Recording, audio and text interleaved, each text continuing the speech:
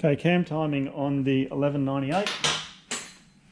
We'll put a little probe in here.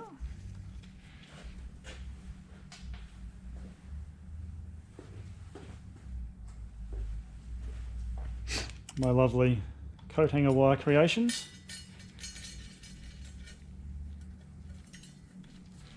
For our pointer. Bend the thing out a bit. I love coat hanger wire, it's very flexible. Set the engine, that's about top dead centre vertical there. So we'll give ourselves an almost.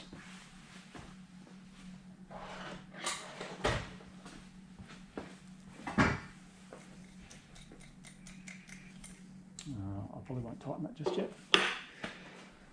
So to do it, use a piston stop. Just an old spark plug, middle smashed out, thread it in, and a bolt in the middle of it. Best way to make an adjustable stop. Let's move this off top dead centre.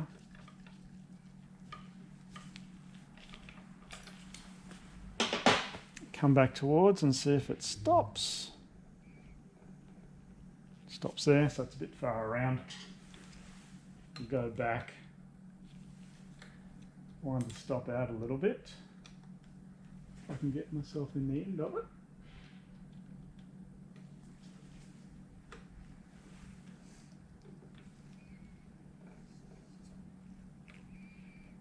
I usually go to about 10 degrees either side, or what you think is about 10 degrees either side. It stops at 11. So go around to this way, and it stops at, oh, we're quite a way off.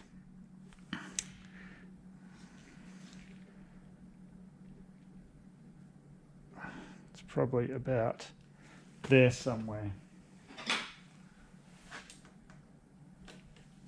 Spin this out a bit more.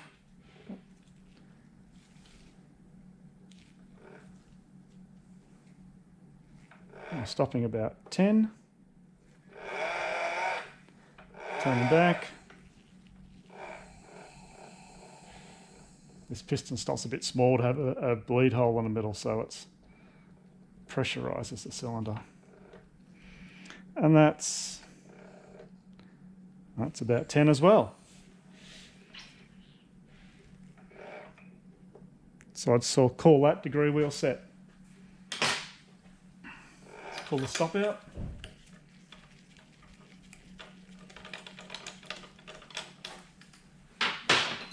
And now back to rotating. So we'll start with the inlet. The tool I'm going to use for valve lift measurement is a factory testostretter tool, and this is a testostretter Evo engine. It's been an 1198. The tool is 998, 999, so a bit of semantics, so a little bit different in places. This tool uses a couple of pins with little threads on top, which is what the 999, 998's used to hold the rocker covers on, so you don't need to fit these if it was a 998 or 999, although on those engines they're in these four corners. I find this tool tends to work a little better if we go into the middle. It just lets you position your gauge a little bit better, that's all.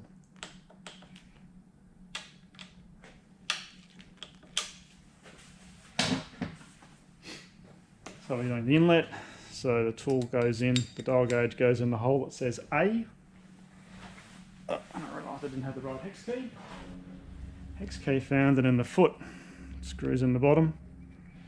It's a really cool tool, this one. I got it on a massive special. I think it was originally about $900 list price, and I think I paid about $200 for it, which was very good. Oops, sorry, I got the wrong way around. you need to, they're inclined to match the angle with what you're doing. Spin the little footy around. And so that goes in. Usually I just rest them on the edge of the shim. The tool's meant to sort of sit around the shim nicely, but it doesn't always work out like you hope. And that's life. To turn the gauge a little. Hopefully you can still see that nicely. Once it's on there, I just turn it over once to make sure that, or full cycle, it follows nicely. It does. So turn him over again. Yep, that's cool. Okay, so turn it over. This is inlet, so it should be open 1 mil around about 20 degrees before top dead center. So we'll wind it around.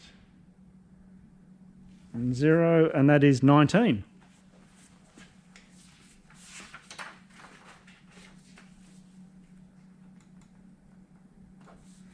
Now, out of curiosity, I usually check the lift at top dead center as well. So that's 1 mil, 2 mil, it's about 2.6.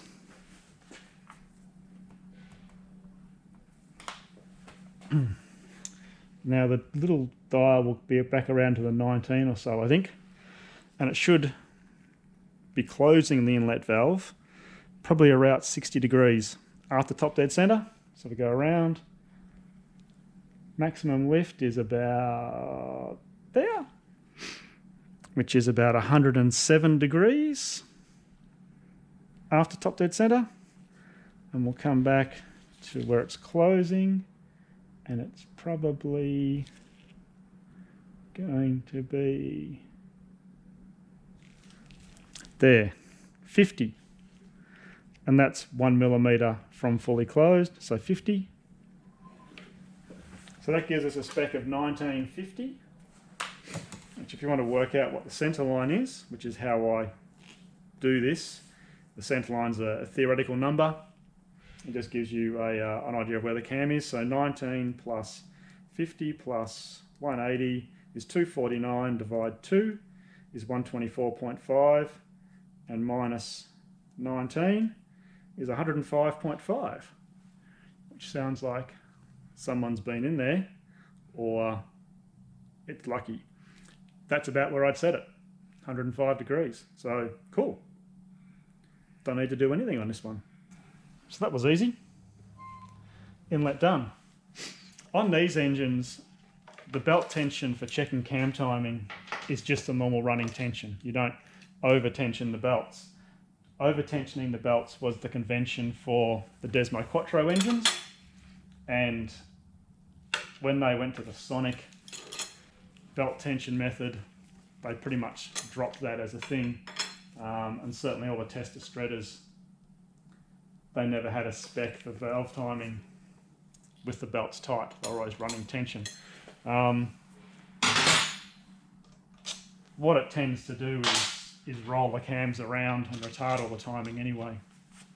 But it's just a convention. It's just what you did. So these belts, just at running, normal running tension.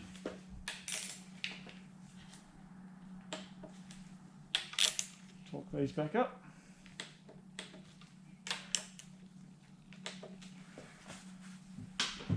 Pull the vertical ones out. Sorry, pull the exhaust ones out. The engine's free at the moment in case I need to roll it around, so it's a bit hard to hold sometimes. It's much easier when it's all attached to a motorcycle.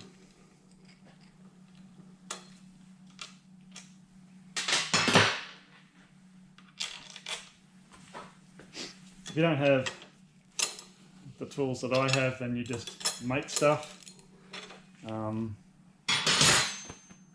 The tool I had originally was a piece of angle iron for these, with a support off it that you could stick a dial gauge on, which we used for quite a few years at Moto 1. It worked really nicely. So it's just a case of making a tool that's nice and strong. You don't want the dial indicator flopping around. So we get to move the dial gauge to the hole that says S. Scarico for exhaust.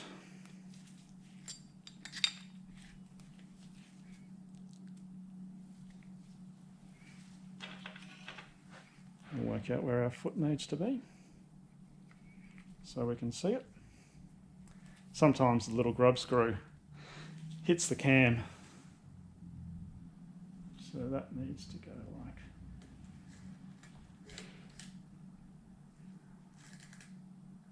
put the dial gauge there. Okay. Move our wee foot around to here somewhere. It really is a great tool, this thing. I absolutely love it.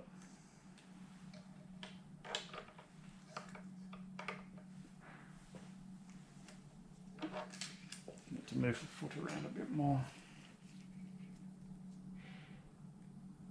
towards the valve.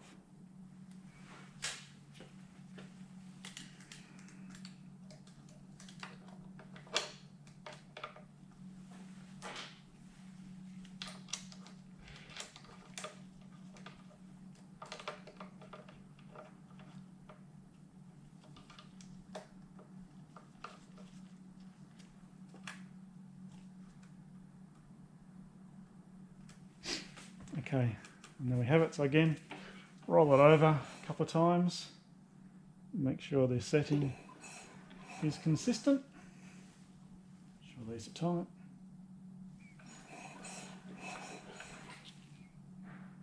Sometimes you do get a bit of variation, but it should just settle down nicely. Okay, so that's settled down. So exhaust opens about 50 degrees before bottom dead center, or about 130 degrees after top dead center firing. That's TDC firing. 90, and it should start opening about here somewhere. And it's opening now.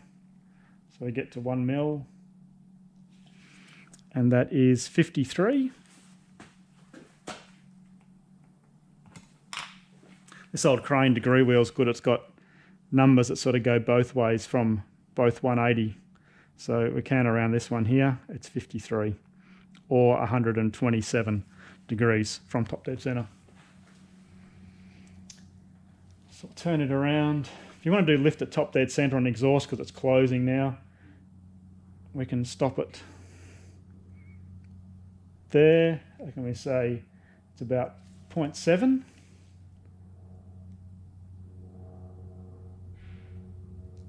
So that's 1, that's about 8 degrees. I think it'll go again.